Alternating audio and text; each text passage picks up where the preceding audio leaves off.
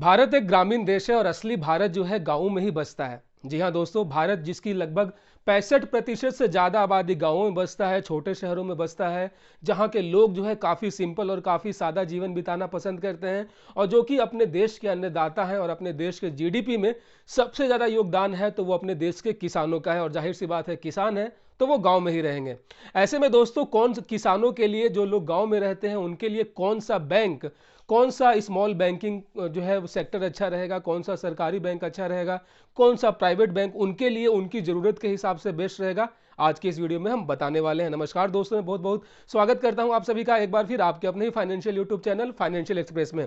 और दोस्तों, आज के इस वीडियो में हम बात करने वाले हैं, आप अगर गांव से हैं, ठीक है, अगर आप छोटे शहर से हैं तो आपको कौन से बैंक में अपना अकाउंट ओपन करवाना चाहिए, ठीक है, आपको कौन से बैंक का सेवा लेना चाहिए, ताकि आपको जो एक बैंकिंग जो आपकी ज़रूरत है, जो आपका फाइनेंशियल ज़रूरत है, जो आपकी वित्तीय ज़रूरत है, उसको ध्यान में रखते हुए आपको किस तरीके से चुनाव करना चाहिए। दोस्तों, यहाँ पे बड़े शहरों के मुकाबले छोटे शहर में रहने वालों के जो रिक्वायरमेंट है बैंकों से जो उनकी अपेक्षाएं होती हैं वो थोड़ा अलग होती हैं। जो कि बड़े शहर के लोग जो है क्या चाहते हैं कि उनको जल्दी होम लोन मिल जाए, उनको व्हीकल लोन मिल जाए, ठीक है, उनको अधिक से अधिक पर्सनल लोन मिल जाए। लेकिन गांव के लोगों को होम लोन नहीं चाहिए होता है, गांव के लोगों को 4 व्हीलर लोन नहीं चाहिए होता है, गांव के लोगों को पर्सनल लोन नहीं चाहिए होता है। उनके पास सारा कुछ, सारा सुख सुविधा पहले से ही मौजूद है। गांव के लोग, स्पेशली जो किसान हैं, उनकी जो ये एक ज़रूरत ये होती है कि जो भी भारत सरकार के द्वारा जो भी कल्याणकारी योजनाएं जो जारी किए जाते हैं, क्योंकि अपने देश में जो भी अधिकतर योजनाएं चलती हैं सरकार के द्वारा, वो किसानों के ऊपर ही होती हैं, गांव के लोगों के लिए, ग्रामीण क्षेत्रों के लिए ही होती हैं। ऐसे में अब जबकि सीधा लाभ आपको बैंक खाते के द्वारा, डीबीटी के द्वारा जो है डायरेक्टली आपके खाते में दिया जाता है, इसीलिए आपकी जो कोशिश होनी चाहिए कि आप एक ऐसे बैंक का चुनाव करें जो कि सरकारी सुविधाओं का, सरकारी जो भी योजनाएं चलती हैं उससे उनका डायरेक्टली लिंकअप हो, ताकि आपको उन सभी सरकारी सुविधाओं का लाभ सीधा आपको आपके बैंक खाते के थ्रू मिले। जैसे कि प्रधानमंत्री कृषि सम्मान योजना, प्रधानमंत्री कन्या विवाह योजना, ऐसे तमाम बहुत सारी योजनाएं चलती हैं जो स्पेशली टारगेट करके होती है कि गांव के लोगों के लिए ही हो। ऐसे में अगर आप गांव से हैं तो आपका पहला प्राथमिकता ये होना चाहिए, ठीक है, कि आप एक ऐसे बैंक में अपना खाता खुलवाएं जो कि सभी सरकारी जो योजनाएं चलती हैं उनका सीधा लाभ आप तक पहुंचाए, ठीक है, आपको ब्याज भी अच्छा खासा मिले, और सबसे बड़ी बात कि आपको मिनिमम बैलेंस मेंटेन करने का यहाँ पे कोई भी झंझट ना हो। क्योंकि गांव के लोगों का थोड़ा सा जो एक इनकम है, उनका जो एक आमदनी है, थोड़ा सा कम होता है और वो नहीं चाहते हैं कि वो एक्स्ट्रा जो है बैंकों द्वारा उनके ऊपर कोई फाइन लगाया जाए, क्योंकि बैंक जो है मिनिमम बैलेंस मेंटेन ना करने के ऊपर जो है बहुत तगड़ा जो है चार्ज लगाती है। सरकारी बैंक तो फिर भी कम लगाते हैं, लेकिन बात करें प्राइवेट बैंकों का तो उनका तो कहना ही क्या। इसीलिए दोस्तों, अपने देश में दो कैटेगरी रखा गया है, एक मेट्रो सिटी और एक अर्बन सिटी। मेट्रो सिटीज में 10,000 रुपया मिनिमम बैलेंस रखना होता है, मैं प्राइवेट बैंकों की बात कर रहा हूँ। वही जो रूरल एरियाज होते हैं, अर्बन एरियाज होते हैं, वहाँ पे 5,000 एक तरीके से जो है शुल्क रखा गया है।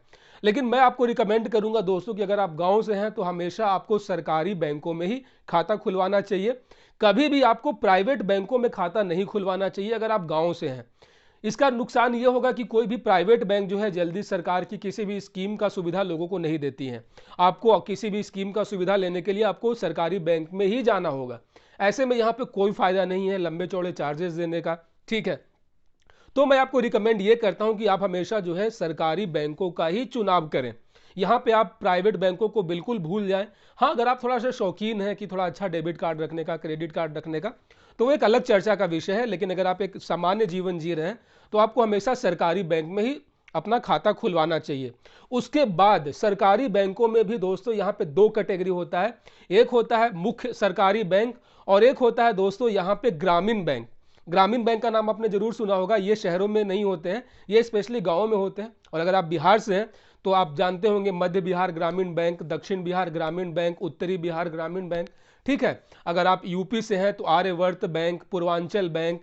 अगर आप गुजरात से हैं तो वहाँ पे अलग अलग जो है वहाँ का लोकल ग्रामीण बैंक चलते हैं, लाइक गांधीनगर ग्रामीण बैंक, गंधर्व ग्रामीण बैंक। हालांकि मुझे उतना उसके बारे में नहीं पता, लेकिन मैं बिहार के बारे में बोल रहा हूँ। यहाँ पे हमेशा जो है आपकी कोशिश होनी चाहिए कि आप ग्रामीण बैंकों में खाता खुलवाएं।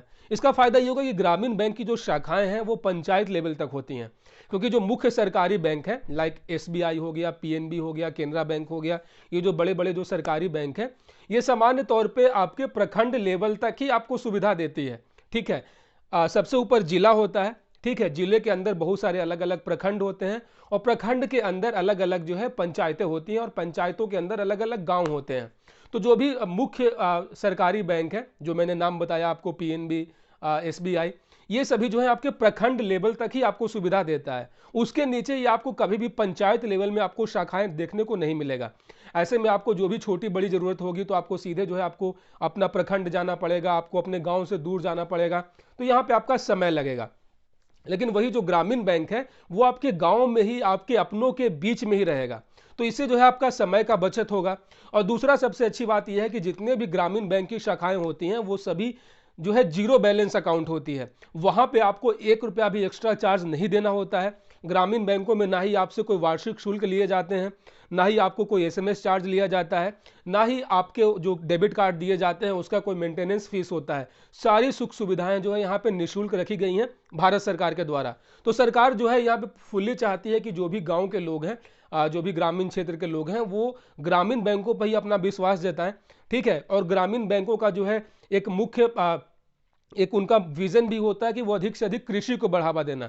ऐसे में आपको किसान क्रेडिट कार्ड की जब जरूरत होगी, अगर आपको कृषि लोन की जरूरत होगी, ठीक है, या फिर अगर आपको कुछ ट्रैक्टर खरीदने की जरूरत होगी, आपको कुछ कृषि संबंधी औजार खरीदने की जरूरत होगी, तो आपको बहुत ही कम समय पे, या फिर ये बोल सकते हैं कि आपको सब्सिडी दर पे आपको वहां से लोन मिल सकता है, ठीक है। ये आपको कोई प्राइवेट बैंक नहीं देगा, ये आपको ग्रामीण बैंक ही देगा। आप क्रेडिट कार्ड, किसान क्रेडिट कार्ड भी आपको आप बैंकों से इशू करवा सकते हैं, ठीक है। और सबसे अच्छी बात यह है कि आपका समय का बचत होगा। तो इस तरीके से आपको चुनाव करना चाहिए, ठीक है। आपको पहला प्रेफरेंस आपका ग्रामीण बैंकों पर ही होना चाहिए, और अगर आप उससे थोड़ा सा आगे जाना चाहते हैं, ठीक है, तो आपको हमेशा सरकारी बैंक पे ही चुनाव करना चाहिए। सरकारी बैंक भी बहुत सारे हैं अपने देश में, टोटल 11 से ज़्यादा सरकारी बैंक हैं। Like state bank of India हो गया, पंजाब नेशनल बैंक हो गया, यूनियन बैंक ऑफ इंडिया हो गया। लेकिन इन बैंकों का जो प्रभुत्व है वो अलग अलग राज्य में अलग अलग तरीके से है। उदाहरण के तौर पे अगर आप उत्तर प्रदेश से हैं तो उत्तर प्रदेश में सबसे अधिक शाखाएं जो है वो यूनियन बैंक ऑफ इंडिया की है। तो अगर आप यूपी में से हैं, अगर यूपी के किसी गांव से हैं, तो आपका पहला जो प्रेफरेंस होना चाहिए वो यूनियन बैंक ऑफ इंडिया होना चाहिए, क्योंकि ये जो है आपको लगभग हर जगह इसकी शाखाएं आपको मौजूद हो जाएंगी, आपको बैंकिंग की सारी सुविधाएं यहाँ पे मिल जाएंगी, ठीक है। वही अगर आप मान लेते हैं कि अगर आप मध्य प्रदेश से हैं, ठीक है, तो मध्य प्रदेश में बैंक ऑफ इंडिया सबसे ज्यादा शाखाएं उसकी है, तो आपको वहां पे बैंक ऑफ इंडिया के साथ जाना चाहिए। मेरे कहने का मतलब यह है कि हर राज्य में हर जो सरकारी बैंक है उसका जो एक संख्या है वो अलग अलग है, तो आपको इस तरीके से चुनाव करना चाहिए।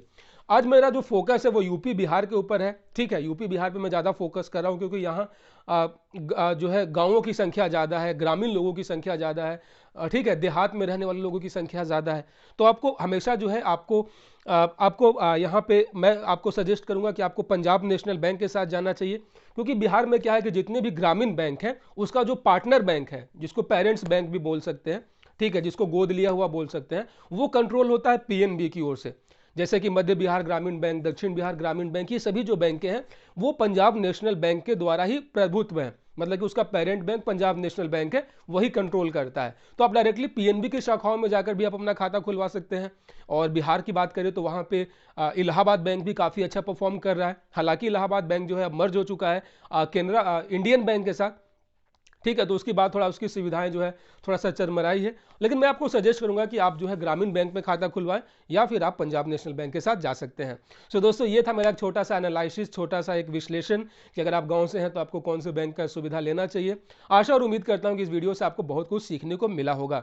सो गाइज, अगर आप मेरे चैनल पर पहली बार आए हैं सब्सक्राइब कर लेना कीजिएगा, साथ ही साथ नोटिफिकेशन बेल ऑन कर लीजिएगा, ताकि अगली बार जब मैं कोई नया वीडियो लेकर आऊँ तो आप उसे मिस ना कर सकें।